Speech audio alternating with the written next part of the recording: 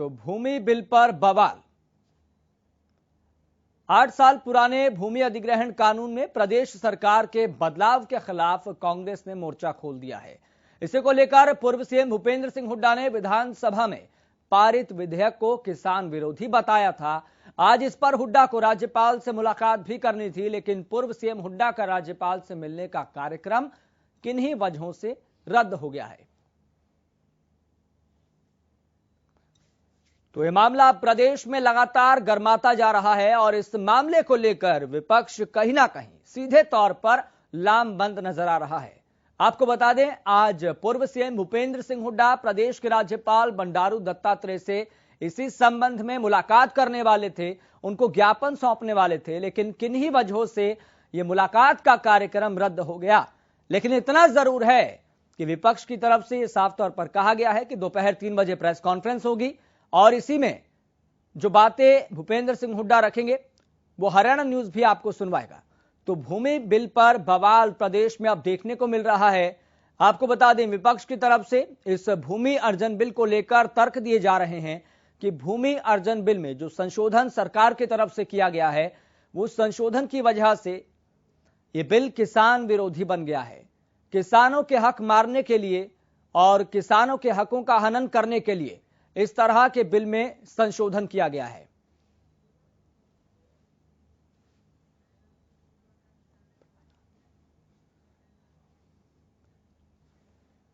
चलिए आपको बता दें, इस गंभीर मसले पर हमारे साथ बातचीत करने के लिए किसान नेता प्रहलाद सिंह जुड़ गए हैं।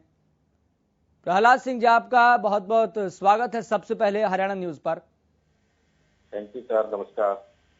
प्रहलाद सिंह जी, मेरा आपसे सबसे पहला बुनियादी सवाल यही कि आपको ऐसा क्यों लगता है कि जो भूमि अर्जन बिल में जो संशोधन किया गया है वो किसान विरोधी इस बिल को बना रहा है? तर्कों के साथ अपनी बात रखिएगा।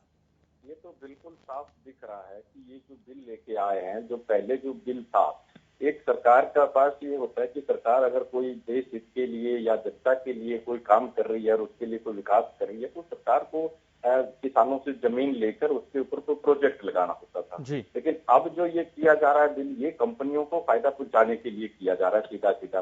इसके अंदर पहले जो था ये था कि वहाँ जो लोग रह रहे हैं, जो जमीन अधिग्रहण करती है, उस अधिग्रहण पर जमीन पे रहने वाले 70% लोगों की सहमति जरूरी थी कि अगर 70% लोग राजी हो जाते हैं तो वो जमीन अधिग्रहण कर सकती है सरकार। लेकिन अब इन्होंने ये कह दिया कि वहाँ पे रहने वाले लोगों की रजामंदी की जरूरत नहीं है, सहमति की जरूरत है। ये था कि उसके अंदर जिसके मकान बने हुए किसानों के, जो लोग वहाँ पे रह रहे हैं, तो उनके पुनर्वास की व्यवस्था की वो था कि इनकी पुनर्वास किया जाए, क्योंकि लोग जमीन जाएगी तो लोग उजड़ेंगे, फिर वो जाएंगे कहाँ पे, उनको प्लाट देने की बात थी। अब इसमें यह कर दिया कि उनको पुनर्वास नहीं कराया जाएगा, उनको कोई प्लॉट नहीं दिया जाएगा, वो अपने लेवल पे ले सकते हैं, सिर्फ उनको थोड़ी सी राशि बढ़ा के दी जाएगी और जगह उनको प्लॉट नहीं मिलेगा वहाँ पे। दूसरा इन्होंने जो किया है इसके अंदर कि पहले सेक्शन 4 और 6 के नोटिस दिए जाते थे, अब वो सेक्शन 4 और 6 के नोटिस नहीं दिए जाएंगे और जो डीसी है उसको ये अधिकार दे दिया गया है कि वो 48 घंटे के अंदर वो जमीन खाली करवा सकता है। डीसी चाहे तो रात को भी वो जमीन खाली करवा सकता है। अब ये बताइए, देश के अंदर रहने वाले जो नागरिक है, देश की सरकारें किसके लिए बनती है, विकास किस लिए होता है कि देश में जो लोग रह रहे हैं उनकी आर्थिक स्थिति मजबूत किए जाए। वो जो कहीं पर भी उनको दिक्कत आ रही है तो सरकार की जिम्मेवारी होती है उन अपने नागरिकों को सुरक्षा देना, उनकी रक्षा करना, उनके लिए साधन जुटाना। और ये तो उनके किसानों से उनके साधन जो छीनने का काम किया जा रहा है। ठीक है प्रहलाद सिंह जी, आपको लगता है कि बीजेपी सरकार ने जो ये संशोधन किया है वो किसानों के हक में नहीं है, बल्कि उनके हक मारने को लेकर इस बिल में संशोधन किया गया है? जो आपने बातें रखी हैं, जो तर्क रखे हैं उसके अंदर, तो इसको लेकर हम प्रतिक्रिया ले लेते हैं। हमारे साथ भारतीय जनता पार्टी के प्रवक्ता भी जुड़ गए हैं, विजेंद्र नेहरा। विजेंद्र नेहरा जी, सबसे पहले आपका बहुत बहुत स्वागत है हरियाणा न्यूज पर। धन्यवाद जी, धन्यवाद। विजेंद्र नेहरा जी, आपने बातें सुनी किसान नेता प्रहलाद सिंह की। उन्होंने कहा कि ये जो बिल में संशोधन किया गया है उसके तहत ये बिल पूरी तरह से किसान विरोधी हो गया है। किसानों के हक मारने के लिए इस बिल में संशोधन किया गया है। जमीन उनकी छीन ली जाएगी उनकी बिना रजामंदी के, जबकि केंद्र का अधिनियम था कि 70% तक लोगों की अनुमति जरूरी थी, तभी आप जमीन एक्वायर कर सकते थे। लेकिन अब यहाँ पर रजामंदी की भी कोई जरूरत नहीं है। सरकार को लगता है कि वहां पर उनको जमीन की जरूरत है तो जमीन ले ली जाएगी और उनके पुनर्वास का भी कोई ख्याल नहीं रखा गया अगर कोई वहां पर रहता है तो। आपके तर्क क्या है? देखिए पहली बार तो मैं ये बताना चाहूंगा कि पूरी जानकारी लेने के बाद ही अगर कोई प्रतिक्रिया दे तो वो ठीक होता है। हर बात पर भ्रम फैलाना, अफवाह फैलाना लोगों के बीच में वो उचित नहीं है।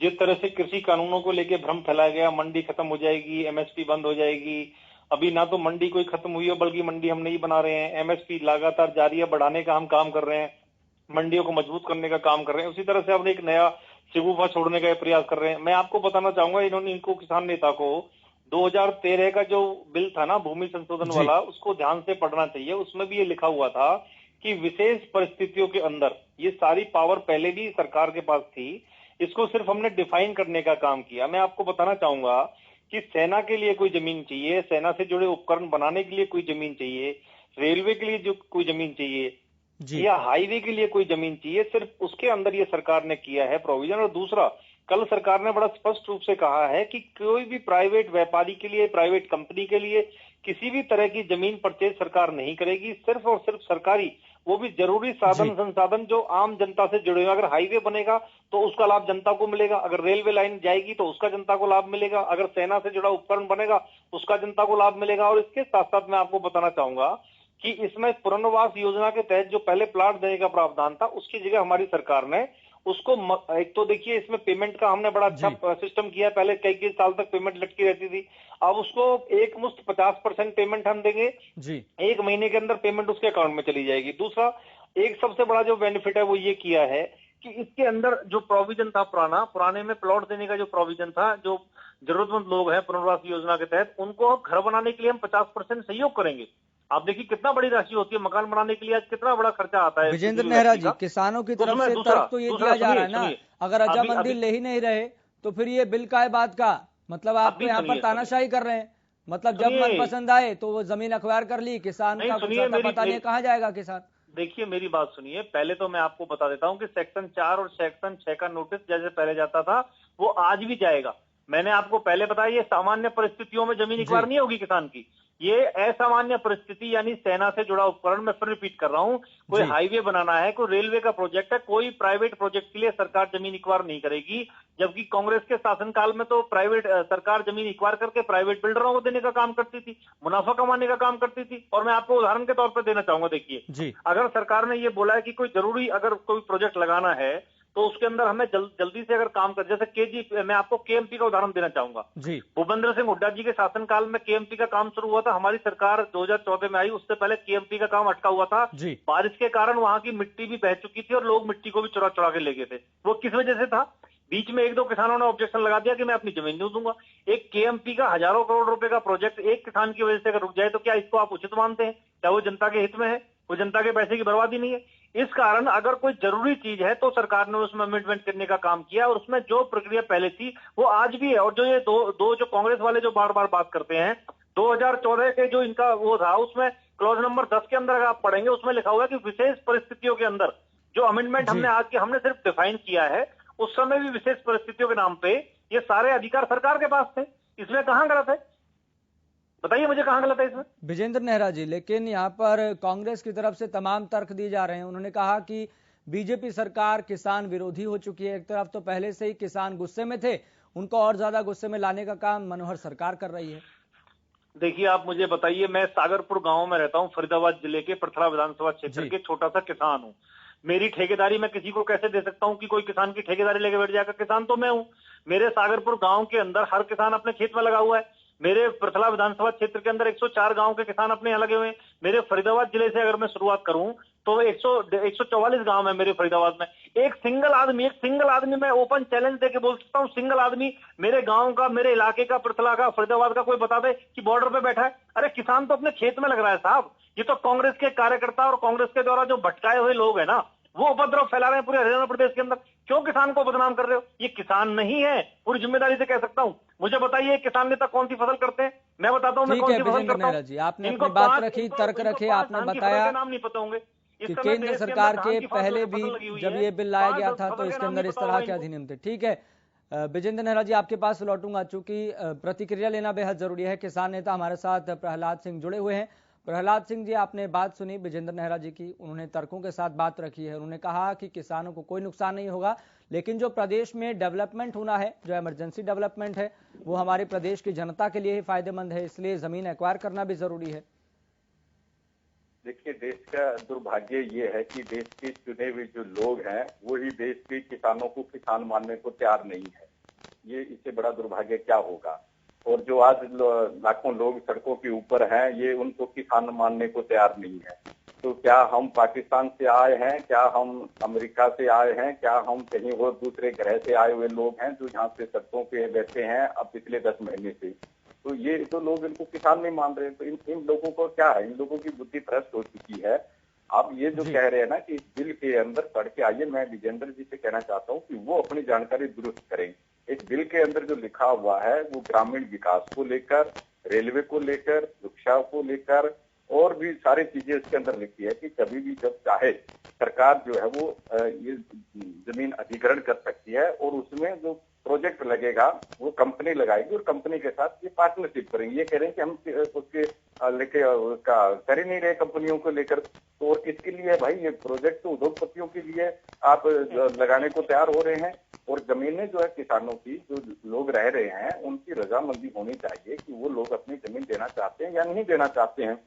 जब लोग अपनी जमीन नहीं देना चाहेंगे, आपका काम क्या है? सरकार का काम होता है कि देश की जो जनता है वो भूखी सो रही है, उसको इलाज मिल रहा है कि नहीं मिल रहा है, उसको खाना मिल रहा है कि नहीं मिल रहा है, उसके लिए घर है कि नहीं है, ये काम होते हैं सरकार के। ना कि ये काम होते हैं कि सरकार के जिन लोगों ने मेहनत करके अपने घर बना लिए उनको उजाड़ दो और उनको कहीं और यहाँ से खदेड़ दो और ये जो बना बनाया है सारा कुछ ये कंपनियों को दे दो।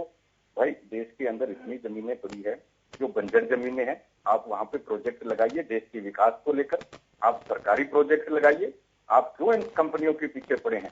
आप तमाम जो चीजें हैं देश की आज कंपनियों के हवाले करने जा रहे हैं।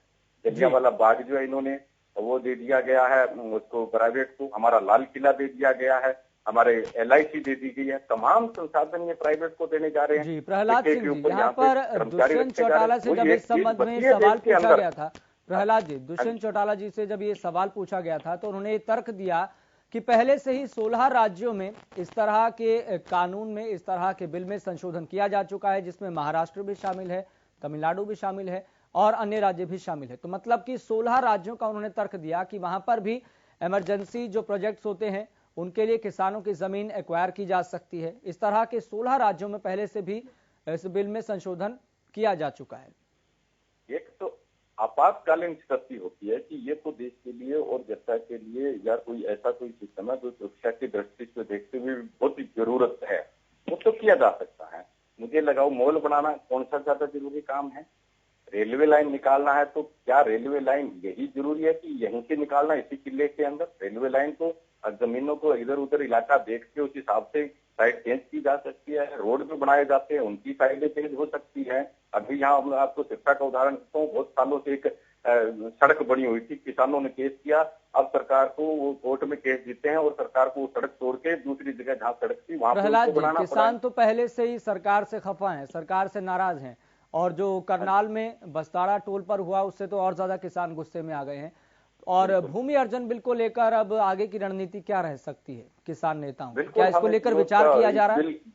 इस बिल का विरोध करेंगे बिल्कुल। ये जो बिल 3 काले कानून तो पहले केंद्र सरकार लेके आ चुकी है, अब ये और नए नए काले कानून जो हरियाणा की सरकार भी लेके आ रही है। तो ये केंद्र की सरकार बीजेपी की, हरियाणा की बीजेपी और जेजेपी की सरकारें हैं। ये सारे जो लोग हैं आज सिर्फ पैसा इकट्ठा करने में लगे हैं और देश की जनता को ताक पे रखकर और देश की जनता के हित है, जो उनके राइट है, उन राइटों को ये छीनने का काम कर रहे हैं। और तमाम जो चीजें हैं ये कॉर्पोरेट को राइट दिए जा रहे हैं। आप बताइए, डीसी को पावर दी जा रही है, जबकि ये किसान को अधिकार क्यों नहीं होना चाहिए कि वो अपना पक्ष रखने के लिए कोर्ट में जाए? इन्होंने सीधा सीधा डीसी को अधिकार दे दिया। अब डीसी जब चाहेगा मर्जी कर लेगा। अब कोई भी कॉर्पोरेट है वो सरकार से बात करेगा, डीसी से बात करेगा, डीसी तो कहेगा भी रात को खाली करो, हमें तो अभी चाहिए। तो ये कौन सा सही कानून है? ये कौन सा सही काम करने जा रहे हैं? आप जनता को अधिकार दीजिए, कानून बनाए, हमारा संविधान है। ये संविधान की धज्जियां उड़ा रहे हैं, लोकतंत्र की धज्जियां उड़ा रहे हैं, यहाँ पे अपनी मनमानी चला रहे हैं, गुंडागर्दी चला रहे हैं, तानाशाही चला रहे हैं। जबकि राइट होना चाहिए हर आदमी का कि कहीं पर भी कोई भी बात होती है उस आदमी को, यहाँ तो देखो आप जो कत्ल करके जाता है उसको भी वकील करने का अधिकार है, तो आप किसानों को अधिकार नहीं दोगे कि आप अपनी जमीन की रक्षा के लिए या अपना जो घर है उसकी रक्षा के लिए आप कहीं कोर्ट में जा सकते हो, अपनी बात रख सकते हो। तो ये तो तानाशाही हो रही है सरेआम। जी, तो मतलब जो ये बिल में संशोधन किया गया है उसको आप सरकार की तानाशाही मानते हैं और ये मानते हैं कि इस बिल के संशोधन करने से उद्योगपतियों को फायदा होगा। चलिए प्रहलाद सिंह जी, बहुत बहुत धन्यवाद आपका जुड़ने के लिए और अपनी बात रखने के लिए। विजेंद्र नेहरा जी, आपका भी बहुत बहुत धन्यवाद जुड़ने के लिए और अपना पक्ष रखने के लिए। तो यहाँ पर जो प्रदेश में परिस्थितियां इस वक्त बनी हुई है वो कहीं ना कहीं आपको परेशान कर सकती है, हैरान कर सकती है। तो अब जो किसान पहले से ही तीनों कृषि कानूनों को लेकर विरोध कर रहे थे, आक्रोश में थे, अब एक भूमि अर्जन बिल में संशोधन करने के बाद से किसान और ज्यादा आक्रोशित हो गए हैं। देखना होगा इसका क्या परिणाम निकलता है। फिलहाल इस खास पेशकश में इतना ही। मुझे दीजिए इजाजत, देखते रहिए।